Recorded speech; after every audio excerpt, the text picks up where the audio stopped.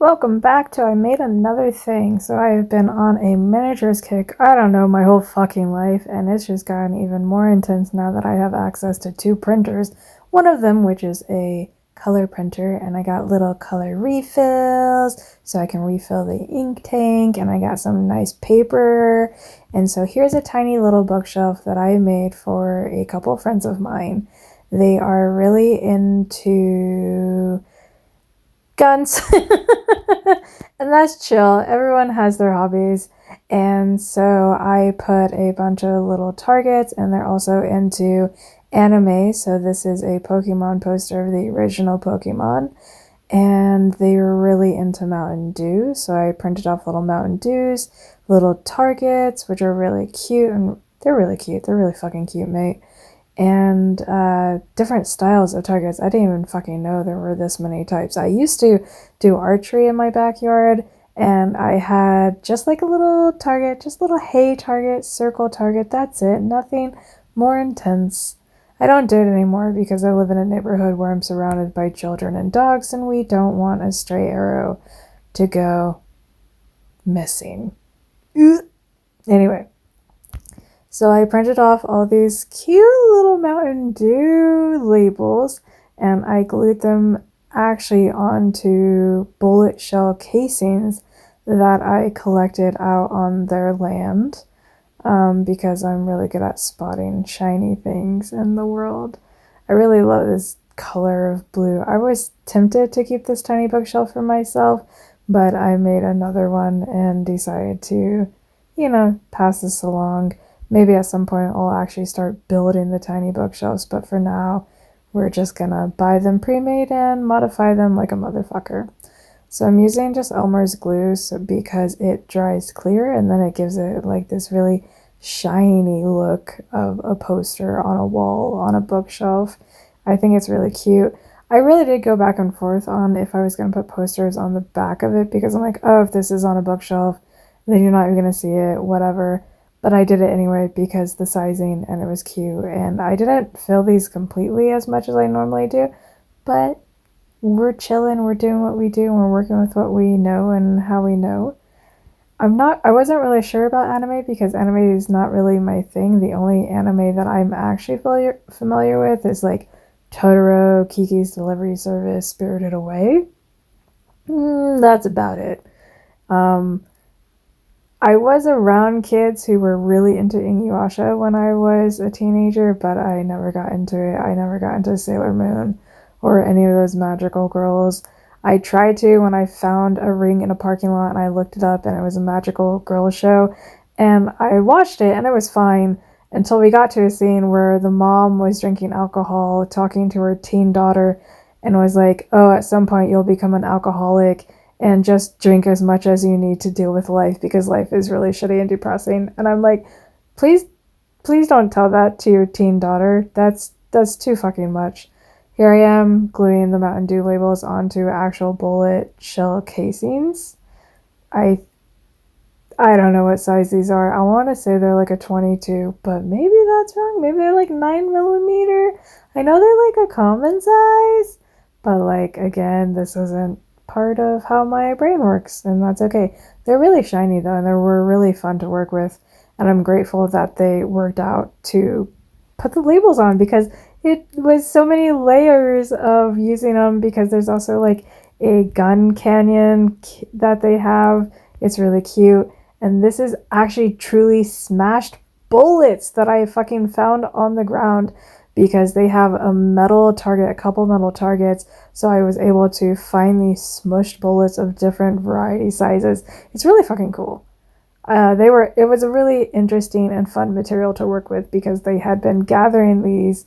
They had also had a giant tin of these shells and smushed bullets that I could make art with.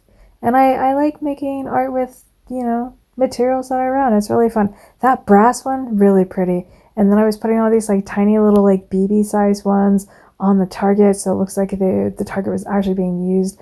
I'm using E600 glue to get the bullets on because they are actually metal and they're heavy, and I want them to fucking stay. Stay where you are. And then I decided to fill the tiny bookshelf with Terry Prachett. This is the whole Discworld. I believe it's like 26 books. I don't know. You can count them. I don't want to count them again. I made them. I did the work. The person that I was making this for texted me and was like, hey, I'm going to be in town. I'm like, oh, that's groovy. And then I made 26 tiny books in less than 24 hours. My hands were hurting, but I'm incredibly grateful for these plastic bones. Bones! Read the bones! Where are the bones? Where have the bones gone?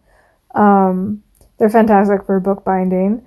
And these tiny, very detailed scissors. I thought I could get away with just like using regular scissors on miniature projects. No, the tiny scissors are totally fucking worth it. And then I invested in like 30 glue sticks because I don't see myself stopping making the tiny books, even though I definitely do have the ADHD tendency of being like, oh, new hobby, give me all the dopamine, very fun, let's spend the money, let's spend the time. And then like 2 days later, I'm like, oh, bored, done with that. But I do go in cycles of hobbies of like, oh, I'm really into sewing, and then I'll make something and then be like, oh, that was really stressful. that was a learning experience. Sewing is not one of my natural talents, and it's definitely a learning curve coming from someone who is a gifted and talented kid to burnout pipeline, where if I'm not automatically good at something, I'm just like, fuck it. But I really want to be able to make clothing that I love, that fits me, that is my vibe, that I can fix and mend and just really fits in my body, because I got them hips and I have an hourglass figure and I have had that forever. So finding clothes that actually fit me, that I love, not really happening. So let's fucking make them. Fine, I'll do it myself. Like how I got into making these tiny ass books is I wanted these tiny fucking spell books. I'm like, I'm not willing to spend $12 on a tiny spell book that I can't even read, that is only like 4 pages long. And then I'm like, fuck it, I have access to a color printer, and I just started printing out the tiny books. And the first project was a palm-size readable Book of Shadows from the show Charmed, that it took me like a week of finding pages on the internet and organizing them in a way. And then the first version of that book turned out not so well. I'm planning on taking it apart and redoing it. But the second version turned out so fucking good, and I'm so proud of it. And it's so fucking cute, and it's really fucking cool. But yeah, making these tiny ass Terry Prachett books, and I had to make sure that the pages were going to the right cover, because I didn't actually print these on high quality because I didn't know how to do that quite yet when I went on the printing spree of these book covers and book pages. But the top of the pages actually correlate with the name of the covers. And the covers are not printed very well, so like reading them was a little hard, and I'm just like, is that the word that I think it was? At first, I did attempt to keep them in order of putting them on the bookshelf, but they fucking fell over so many times, and that bookshelf fell over, and the little cans fell over, that I'm like, fuck it. And at one point, I'm just like, I just put them all in there. I'm just like, fuck it, just put it all in there. It'll be fine. And also, you don't even have to read that series in order. I haven't even read any of these series. I do one of my personal traditions is watching The Hogfather on Christmas. It's literally my only Christmas tradition ever.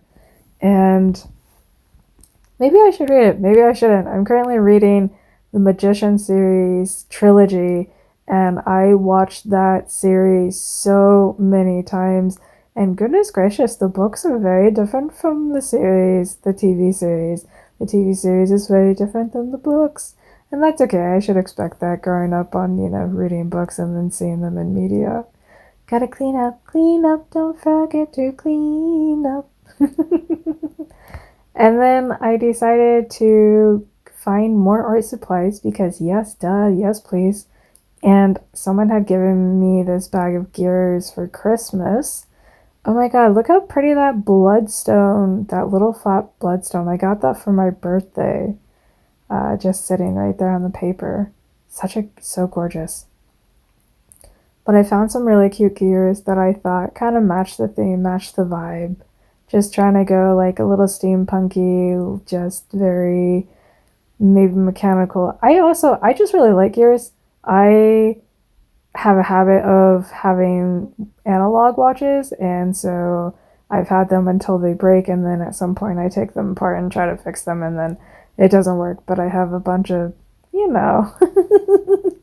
watch parts that I use for other art pieces. Like there was an art piece that I made that was glowing powder and a vial and a wrote and glowing powder. Takes time to become. I'm really proud of that piece. It's really cute. I actually submitted it to a art exhibit and they refused it. And then I ended up going to that art exhibit to do a poetry reading for another event. And they had fucking put up a piece by AI. And I'm just like, gross. Gross. You fucking don't accept local art piece, but you accept this bullshit. So disappointing. I'm super grateful my name is not tied to that organization because they're incredibly disappointing. But it takes time. I'm proud of myself for submitting in the first place.